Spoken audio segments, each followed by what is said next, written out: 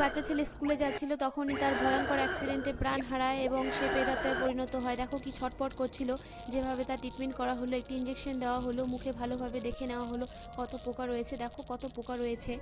পোকাগুলো একে একে বের করে দেওয়া হলো। পোকা বের করা হয়ে গেলে একটি ভূতেদের পেস্ট তৈরি করে নেওয়া হচ্ছে। পেস্ট তৈরি করা হয়ে গেলে তারগুলো ভালোভাবে মেশিনে লাগিয়ে দেওয়া হলো। একটি মেশিন বসিয়ে সেই মেশিন অন করে দেওয়া হলো।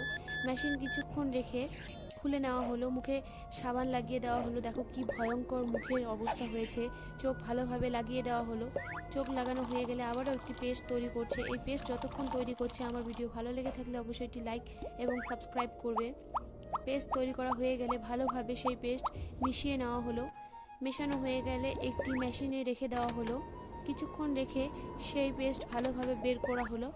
বের করা হয়ে গেলে এবার মুখের শেপ দেওয়া হচ্ছে। মুখের শেপ দেওয়া হয়ে গেলে চুলে ভালোভাবে কাটিং করে নেওয়া হলো।